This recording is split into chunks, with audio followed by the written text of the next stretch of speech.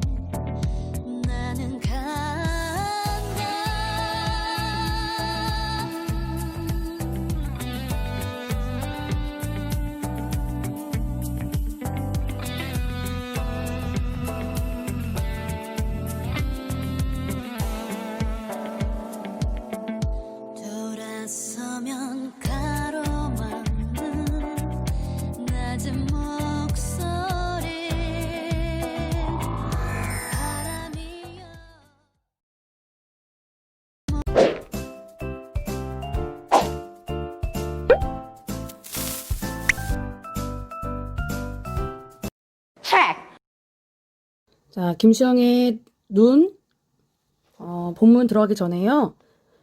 여러분들 그 공지사항의 본문 학습 시작하기 전에 내용 아래에 보시면은요. 김수영이 쓴 작품 중에서 풀이라고 하는 그 작품 아래에 설명 보시면은 우리가 시험범위 관동별곡 배웠잖아요. 그죠? 네, 관동별곡의 본문에 음의 이온 풀이라고 하는 그 내용이 있어요. 여기서 이 풀이 백성을 의미합니다. 기억하시죠? 우리 김수영의 풀이라고 하는 작품의 소재가 풀인데 여기 민중을 의미하거든요. 똑같은 백성과 민중이지만 전혀 의미가 달라요. 여기서의 백성은 관리자인 그 정철에 도움이 필요한 그러한 시련과 그리고 힘든 상황에 놓여있는 백성을 의미하고 김수영이 바라본 민중 그리고 백성의 모습은요 굉장히 강인합니다. 강인하고 아주 생활력이 있는 그런 모습이에요. 이렇게 같은 풀이지만 전혀 다른 모습이라는 거 말씀을 드리고 김수영의 눈 시작하겠습니다. 자, 제목은 눈입니다. 눈. 우리 이제 겨울이 곧 다가옵니다. 지금 초겨울인데요. 날씨가 엄청 추워지고 있습니다. 눈은 어디서나 쉽게 볼 수 있고 그리고 누구나 쉽게 볼 수 있는 그런 대상입니다. 그죠? 자, 옆에 보시면은 일상의 소재를 활용했다 이렇게 되겠죠. 누구나 볼 수 있는 쉽게 볼 수 있는 대상인 눈을 소재로 사용을 해서 현실 인식을 드러내고 있어요. 현실을 바라보고 있는 그런 작가의 현실 인식을 드러내고 있습니다. 그래서 이거를 참여시라고 하죠. 참여시인인 김수영의 현실을 바라보고 있는 인식이 어떤지 우리가 파악을 해보도록 하겠습니다. 자, 1화부터 한번 보겠습니다. 자, 1원입니다. 눈은 살아있다. 떨어진 눈은 살아있다. 마당 위에 떨어진 눈은 살아있다. 이렇게 되어 있어요. 지금 보시면 눈은 살아있다. 떨어진 눈은 살아있다.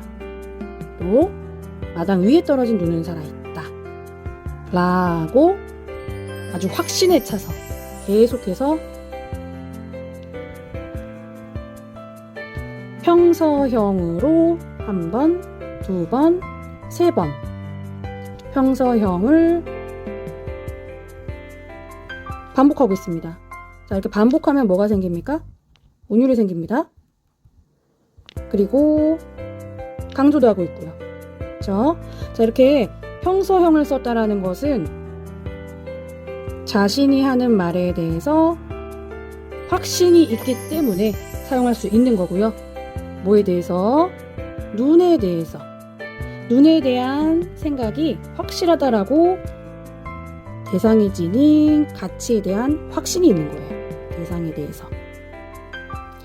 자, 작가는 이 눈에 대한 생각에 확신이 있다라는 거예요. 그렇다면 여기에 있는 눈이라는 대상 긍정적인 의미를 갖고 있다라는 게 느껴집니다.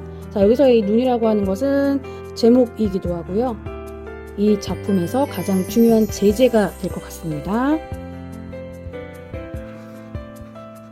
그러면 이 눈이 어떤 이미지를 가지고 있는지 한번 보겠어요. 자, 눈은 순수함이라는 의미를 가지고 있어요. 우리 시이기 때문에 시는 상징성을 나타내는 작품이죠. 문학의 갈래입니다. 순수함이고요. 이 순수함을 지향합니다. 순수함이라고 하는 삶의 가치. 이제 또 찬댕 가치라고 하는 거. 이 삶을 살기 위해 작가는 계속 지향하고 있다라는 거예요. 눈은 살아있다. 한 번 말하는 게 아니라 그 다음 줄 보세요. 떨어진 눈은 살아있다 라고 되어 있죠. 떨어졌다. 눈은 눈인데 이 눈이 순수하고 참된 가치 있는 눈이 이번에는 떨어졌어요. 떨어졌다라는 것은 뭐예요? 바닥에 떨어졌다. 이제 고통을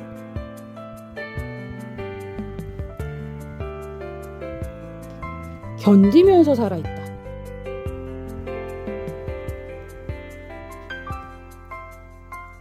근데 봤더니 마당 위에 떨어졌대. 그치? 떨어지긴 떨어졌는데 이 눈이 한 번 더 마당 위에 떨어졌대요. 이거는 이제 현실 세계가 되는 거예요. 현실 세계에서의 고통.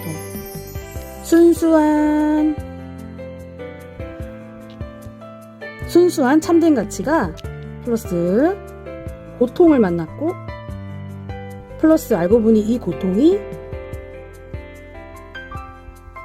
현실 세계에서 오는 고통이었던 거죠. 자, 그래서 여기서의 이 눈이라고 하는 것은 알고 보니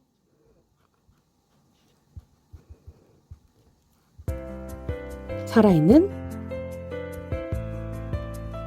생명력을 지닌 것이었더라 라는 것을 알 수 있었습니다.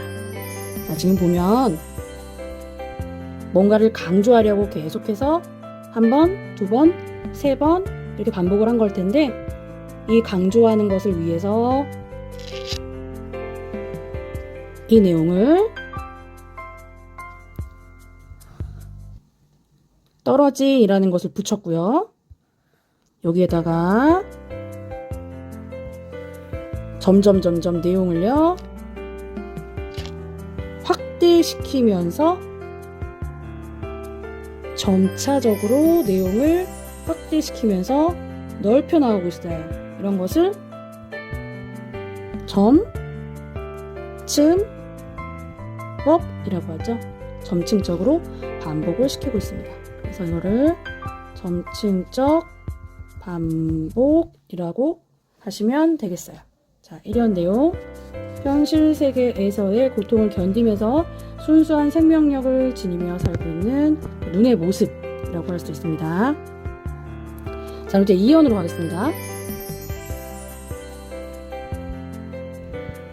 자, 2연은 기침을 하자 이렇게 돼 있거든요. 그러면은 봐봐. 하자. 우리 1연에서는 평서형이었는데 2연에서는 다릅니다. 어떻게 바뀌었느냐? 이번에는 청유형이에요.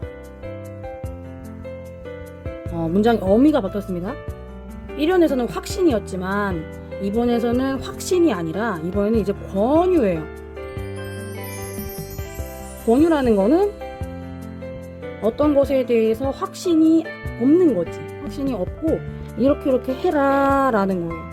뭐뭐를 해라. 그래서 누군가한테 이 행동을 촉구하는 거죠. 그럼 이 행동을 해야 될 사람이 있는 거지. 이 행동을 해야 되는 누군가가 아마 이 연에 나타날 것 같습니다. 자, 이 행동은 무엇이냐? 바로 나옵니다. 기침을 하자 라고 나오네. 기침이라는 거는 뭐냐? 몸 안에 있는 뭔가 더러운 것들, 안 좋은 것들, 불순물을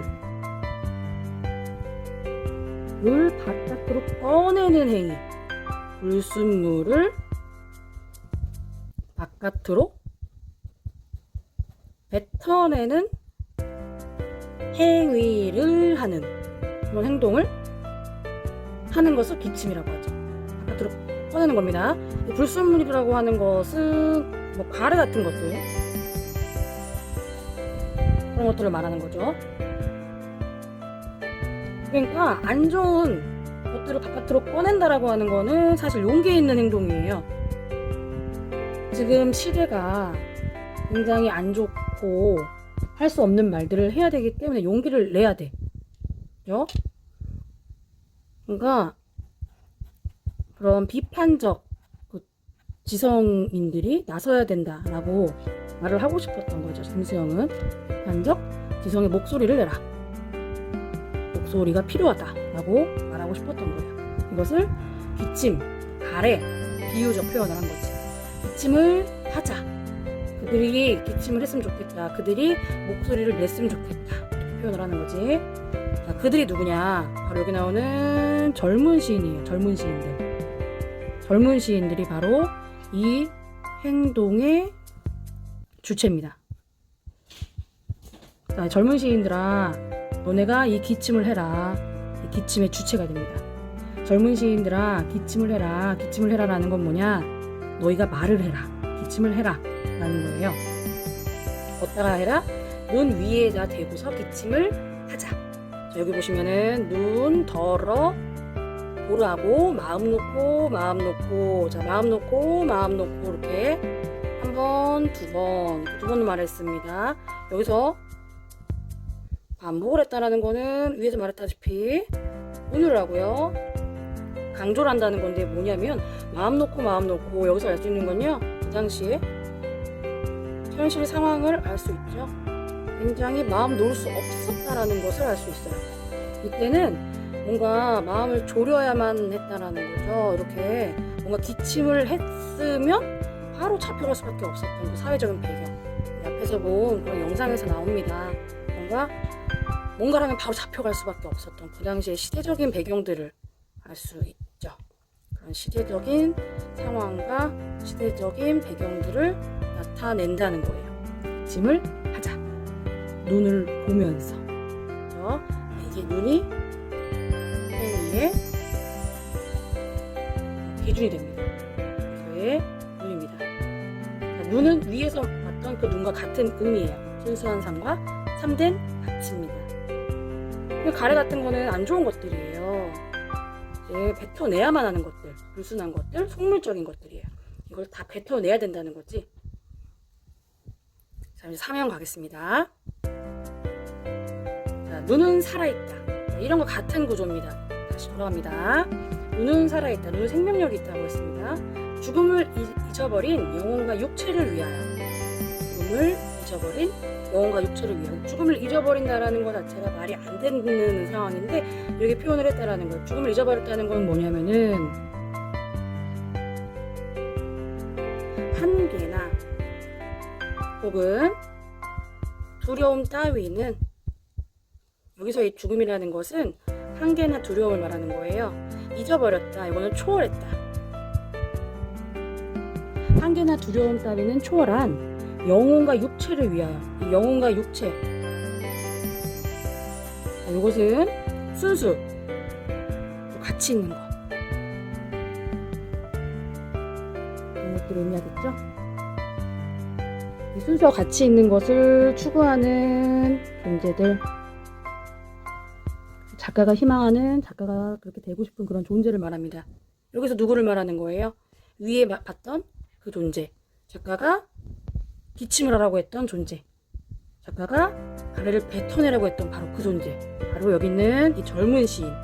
바로 순수하고 가치 있는 것을 추구하는 존재를 말하겠죠.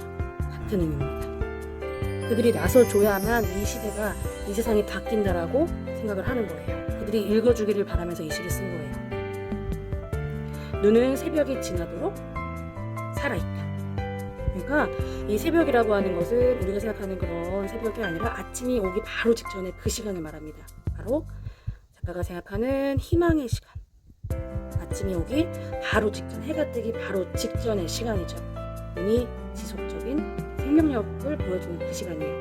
그러니까 새로운 시대가 도래하기 바로 직전의 시간. 시간을 말합니다. 자, 다시 청유형이 나타납니다. 다시 지금 보시면은 이형과 같은 방식으로 청유형이 나타나죠. 기침을 하자. 젊은 시인이요, 기침을 하자. 눈을 바라보며 밤새도록 고인 가슴의 가래라도 마음껏 뱉자. 지금 1, 4면이 같은 구조고 2, 4연이 같은 구조입니다. 눈을 바라보며 밤새도록 고인 가슴의 가래라도. 여기서 이 가래가 또다시 아까 말했던 불순물이고 부정적인 것이라는 거 알고 계시죠? 마음껏 뱉자. 뱉자라는 거는 이 가래를 뱉자라는 거죠. 어떻게 하라는 거예요? 가래를 마음껏 뱉자. 현실에 두려워하지 말고 현실에 당당히 대응하자. 왜? 눈을 바라보니까. 순수, 그리고 정의, 또 순결, 또 생명력. 이런 눈을 바라보기 때문에 우리는 가래를 뱉을 수 있다라고 생각하는 거예요. 이러한 눈의 가치를 믿기 때문에 김수영이 생각했던 삶은 이러한 순수하고 생명력 있고 정의롭고 순결한 가치를 믿는 삶이었기 때문에 이러한 각성의 역할을 하고 싶었던 겁니다. 자, 그가 꿈꿨던 삶이 바로 이 시의 주제가 되겠죠. 그럼 주제 한번 정리해 보겠습니다. 그냥 쭉 그대로 이어서 적으면 되겠네요. 순수하고 정의로운 삶의 소망과 눈의 의미죠. 자, 그 다음 이제 가래, 기침이 되겠습니다. 부정적,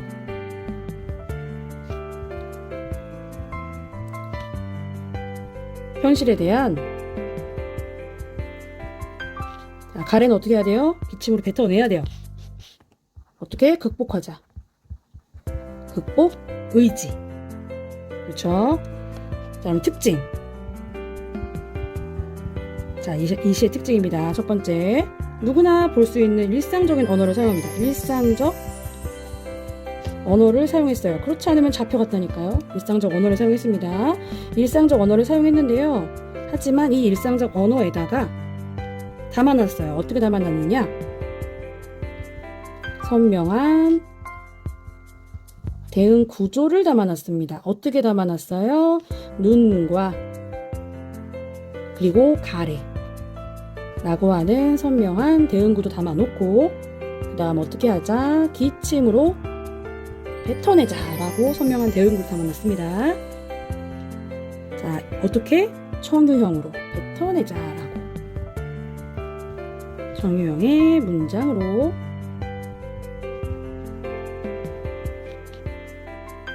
그래서 주제를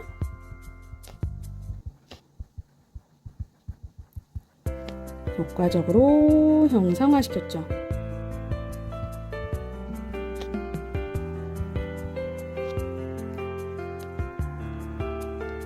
두 번째 특징입니다. 대립시킬 건데요. 어떻게 대립을 시킬 거냐? 정의롭고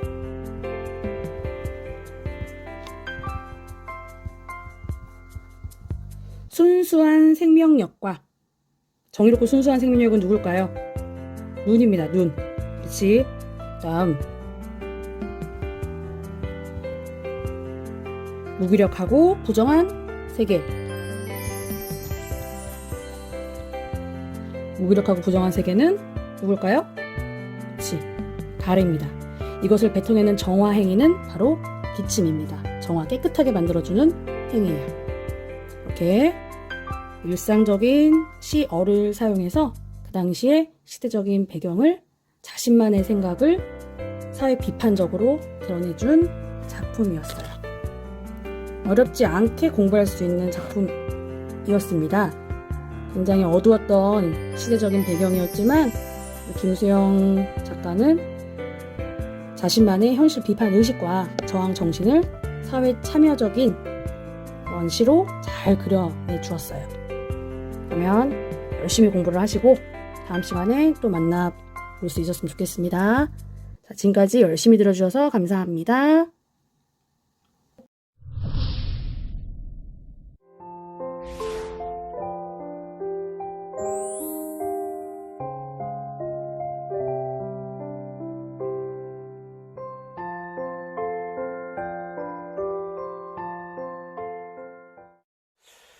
순결한 삶을 강조하는 그런 시인데요. 56년에 창작됐고 57년도 4월 달에 발표되는 작품입니다. 56년도, 57년도면은 그 이승만 대통령의 자유당 정권 시절이고요. 한국전쟁 이후에 자유당 정권이 이제 거의 권력을 독점해 나가고 있던 그런 시대라고 할 수가 있습니다. 김수영 시인은 전쟁포로 생활을 했다가 석방되고 나서 전후의 상실감을 가지고 살았었는데 다시 아내와 재회하면서 가정을 이루고 마포구 구수동에서 생활의 안정을 이루어가던 그런 시기였습니다. 그런데 사회 현실적으로 보면 이 시기는 아주 많은 혼란한 정치적 문제들이 중첩되어 있던 그런 시대였습니다. 이승만 대통령이 그 중임 제한 철폐를 통해서 다시 대통령이 되려는 그런 욕망을 가지고 있던 시기이기도 하고, 그래서 우리가 흔히 아는 4.4 후입 개헌이라는 것이 바로 이승만 대통령의 재출마를 보장하기 위한 그런 개헌이었죠. 4.4 후입 개헌이란 원래는 그 중임 제한을 철폐하는 그런 개헌이 국회에서 부결되었는데 그 득표율을 국회의원들의 투표의 결과를 반올림해서 가결되었다고 억지로 선포하는 그런 사건이 있었죠. 그것들을 통해서 야당 의원들은 호원 동지회 같은 것들을 결성하기도 합니다. 또 1955년 정도로 가면 이 조봉암 의원 등을 중심으로 해서 혁신계 그 의원들의 통합운동이 일어나게 되고요. 나중에 그 진보당이 만들어지게 됩니다. 그리고 민주당도 창당되죠. 또 56년에는 이 대통령 선거가 있었는데 당시 민주당의 후보였던 신익희 씨가 대통령 선거 운동 중에 급히 죽게 되죠. 사망을 하게 됩니다. 급사를 하게 되는데 그러면서 그 이승만 대통령이 다시 당선이 됩니다. 한 가지 특이한 사실은 민주당의 부통령 후보로 장면 씨가 나서서 이 대통령 없이 민주당에서 부통령으로 당선되었다라는 겁니다. 그런데 그 과정에, 개표 과정에 개표의 결과 이병용 씨가 부통령에서 떨어질 것 같으니까 대구에서 개표가 늦게 이루어지고 있었는데 개표장의 전기 송출을 중단시키게 됩니다. 개표장이 정전되게 되죠. 그래서 무려 73시간 동안 개표가 지연되다가 이제 이 국민들의 여론이 심상치 않게 흘러가니까 그 이승만 대통령이 개표를 계속 하라고 해서 장면 박사가 그 부통령으로 당선되는 그런 사태가 벌어지기도 합니다. 그런데 이후에 진보당이나 민주당을 대상으로 한 테러가 속출하게 되는데, 예를 들어서 그 장면 부통령은 당시에 테러의 위험이 있다는 정보를 접하고 민주당 그 집회에 참석하지 말라라는 그런 각계 요청이 있었는데 장면 부통령이 그 위험을 무릅쓰고 참석을 합니다. 그리고 피격을 당하게 되죠. 테러를 당한 거죠. 그런 사태들이 벌어지기도 했습니다. 그리고 그러한 정치적 현실에 대한 비판적인 발언을 계속 기사화하는 경향신문이 무기정간되기도 하고요. 그리고 1959년에는 이 조봉암 그 진보당 당수가 사형을 당하는 그런 일이 벌어지기도 합니다. 그 결과 1960년에 결국은 자유당 정권이 몰락하게 되는 사태가 벌어지게 되는데, 그 와중에서 쓰여진 시가 바로 눈이란 시, 우리가 살고 있는 이 부패한 현실을 똑바로 바라보자라고 주장하는 그런 시가 쓰여지게 되죠.